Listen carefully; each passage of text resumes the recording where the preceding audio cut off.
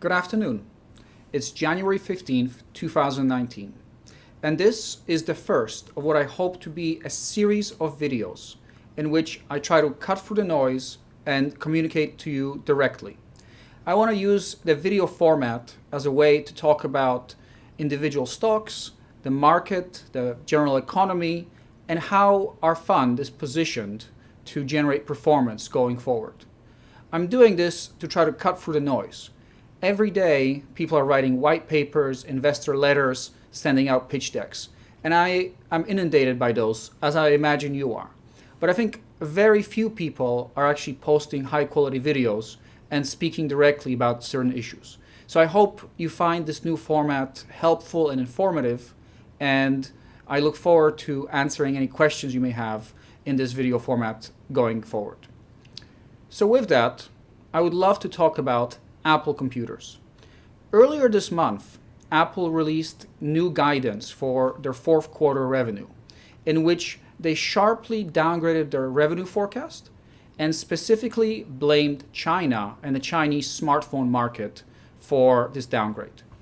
Now, this comes already on the heels of their pretty poor earnings report, which came last year for the third quarter, in which they told us they would no longer be providing iPhone and iPad and Mac sales figures. They would only provide us with total sales revenue. As a result, the stock fell sharply because it clearly looked as if they were going to be hiding something. In other words, they expected iPhone sales to be pretty bad. I mean, obviously, if they imagined they would be selling many, many millions of iPhones and the sales were very good, I imagine they would have wanted to tell us about it. So the market interpreted the announcement as the only reason they could be withdrawing their guidance, which in fact they were providing the sales numbers for iPads and iPhones for over 10 years, would be that if sales were going to fall. During the conference call, they provided us guidance for the fourth quarter, their expectations for the fourth quarter. That guidance alone implied somewhere around the 10 to 12% unit sales decline for the fourth quarter as compared to the previous year's fourth quarter. Now, 2 weeks ago, they provided another announcement in which they further downgraded their revenue forecasts for the fourth quarter of 2018. And the shares fell close to 10% on the day. And now Apple stock has declined cumulatively about 35% since peaking in October of 2018. So the question is Apple an opportunity to buy in to one of the great companies in America at a valuation that's relatively low after a very sharp drop in price? At LRT in our fund, we held Apple shares since inception of our fund in 2012, and we sold our shares, our entire position, in the third quarter of 2017 at around $145 a share. Now, why did we do that? At LRT, we're always looking for three characteristics in all equity positions that we have. We're looking for a moat, some kind of set of factors that underpin high profitability and that give us confidence that the profitability of a company will be high in the next few years. That's the moat. Secondly, we're looking for growth opportunities to grow and reinvest by the company. And third, we're looking for a management team that has good capital allocation skills and allocates capital accordingly. So why did we exit our long-term position in Apple? Periodically, we do reviews on all our positions in our portfolio. And we're always looking and asking, are those three things that we want, a moat, a great management team, and growth, still present? When we looked at Apple in the spring of 2017, we came to the conclusion, based on our forecasts for the global economy and iPhone sales in particular, that Apple would have a very hard time growing its sales of iPhones. And as a result, we decided to exit our position. Why did we think there would be little to no growth? Well, the problem for Apple and the iPhone in particular is that there are no more large markets for Apple to tap. The iPhone 6 which at the time was the first big screen iPhone that arrived into China, drove a lot of sales growth for Apple during 2016 Christmas season. But besides China, which it had already entered, there were no more growth opportunities ahead of Apple. We didn't see any other market that could move the needle for iPhone sales. And at the same time, we foresaw many of the headwinds that are currently besetting the company, namely the lengthening of the iPhone replacement cycle. And our forecasts have proven out to be true. Global smartphone sales peaked 2 years ago and have since then steadily declined by a very small amount, but that's a very big change from a market that was growing at 20% a year to suddenly be declining 1 or 2% a year. And the truth is that smartphone sales are stagnating globally, and iPhone sales in particular are going to stagnate in that market unless you believe that Apple is going to take market share. And we simply don't see that happening because of increased competition. The reality is that the innovation that the new iPhone gives you is very limited. The new iPhone, the iPhone XS, is nearly identical to the iPhone X, regardless of the hype that the Apple marketing machine would like to spin. And so what's happening is that the replacement cycle has lengthened. People used to replace their phone every 2 years, and now it's more than 3.5 years that the average person in the United States changes their phone. And there's no way to tell how much longer that replacement cycle will get, especially that the qualitative and a true difference between the new iPhone and the iPhone from a year or 2 years ago has declined so much. And we saw that in Europe as well. We saw that the countries in which iPhones were no longer subsidized by carriers had a much longer replacement cycle. So we believed a very similar pattern would play out in the United States.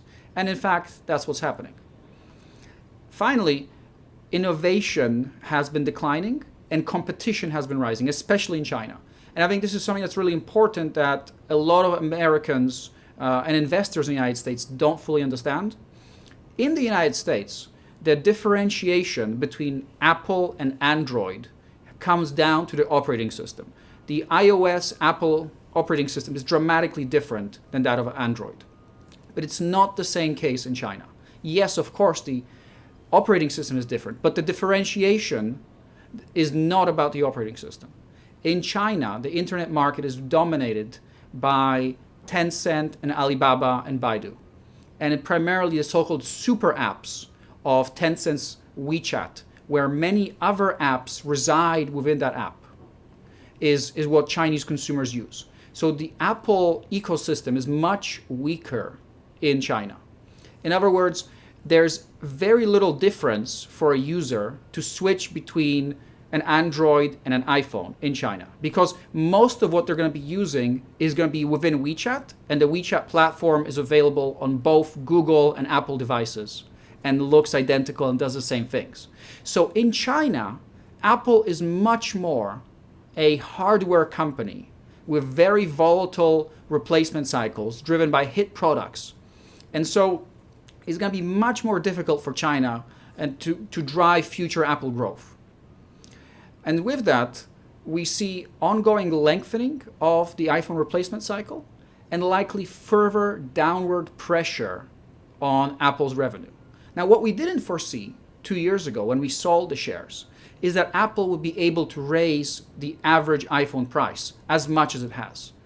And that has its consequences in immediate increases in revenue. But I think people are missing one important point. 3 years ago, Apple was selling you an iPhone for $700. Today, they are selling you an iPhone for $1,000, and they're selling you a $400 watch and $200 pairs of earbuds. Now, that's all great, but there is a negative relationship between the high price of the phone today, for which Apple gets an immediate benefit in higher revenue in today's quarter, and a lengthening of the replacement cycle. If I make the phone more and more expensive, that means people are much more likely to hold on to their phones for much longer, especially when the incremental difference from upgrading your phone is so small. As I said, the new iPhone XS is dramatically identical, as far as I can tell, to the iPhone X.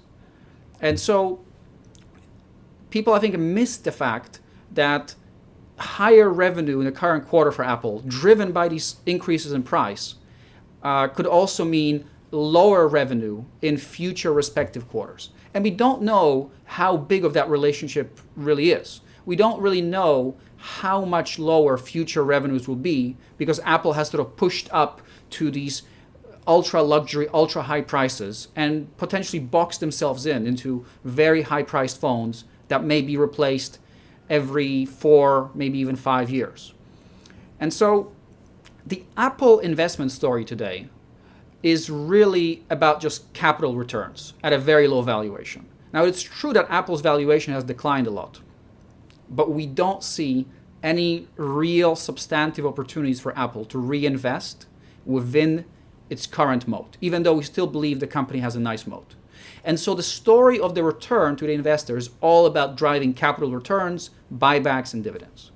And at the current level of valuation, we think those returns could be around 8 to 10% a year, assuming that the iPhone business doesn't deteriorate further. And I think that's something we can't be really confident about. The reality is that the Chinese sales slowdown that Apple is citing looks to us like a smokescreen. We see other competitors in China doing very well: Vivo, Oppo, Xiaomi, Huawei. And we simply believe that the iPhone and Apple business in China is much more volatile and much more cyclical, much more hit-driven than people realize.